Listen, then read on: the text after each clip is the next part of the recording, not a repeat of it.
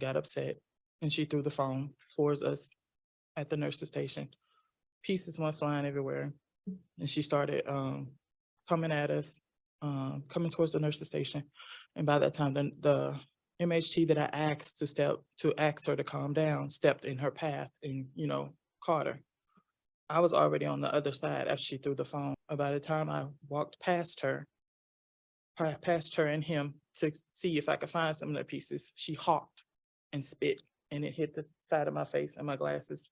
And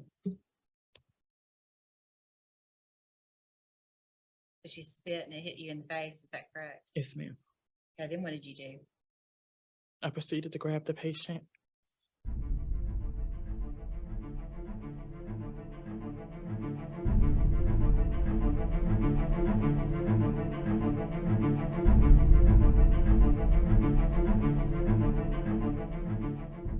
Welcome back, everybody. I got a good one for you today. We've got a case to review where a nurse chokes out a patient. But before we get started, I want to tell you a story. I am aware of a situation where a nurse punched a patient in the face in the ICU that was under the influence of a significant amount of alcohol. It was witnessed by a female nurse. The female nurse reported it, told the charge manager, and reported it to the police, was called into the sheriff's office, and as was the offending nurse, nothing ever happened. Not a single thing. We're going to compare that to today's case, and very different outcomes. This one, consequences are rather severe, and I think a lot of it comes down to luck, but you tell me what you think.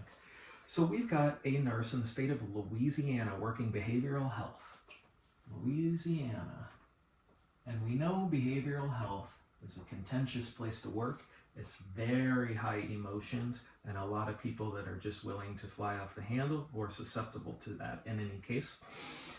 So you've got to have a cool head. So if that's not you, don't work there. I've been kicked, I've been punched, I've been scratched in the face, I've been groped. In the state of Louisiana, an incident occurred, and we're going to learn about the incident, an alleged choking of the patient.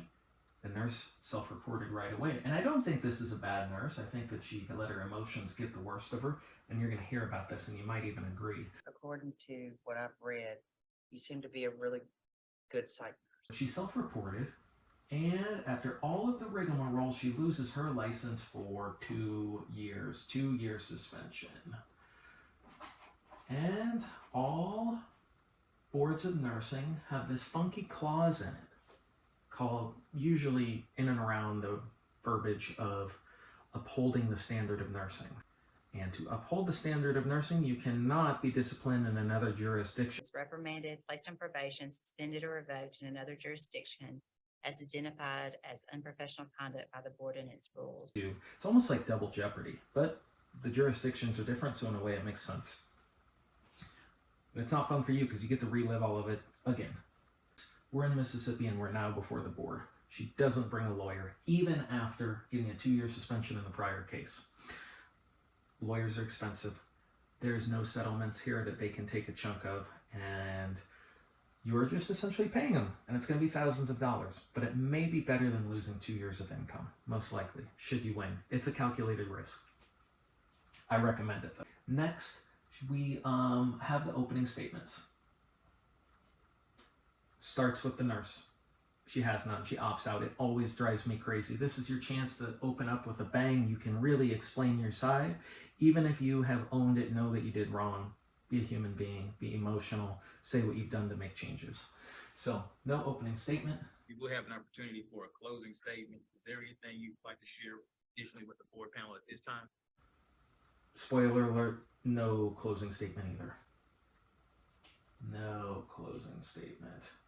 So, bring in the prosecution to lay the groundwork for everything, which will culminate into a closing statement. They do that. She had no closing statement either. So we're just kind of falling flat. I mean, it's just like as anticlimactic as it can be, and it just gives all the favor to the prosecution, in my opinion. Not a lawyer. But what happened in this case? Slap those glasses off your ugly face, throws a phone, comes spit in their face. I've never had someone spit in my face, and I don't felt like that was just like the ultimate disrespect. No, it was wrong what I did, but I didn't injure her. I very well could have. And I wanted to let you know that the patient did, come back and talk with me and apologize. Did you feel threatened when you choked this patient, or were you just angry?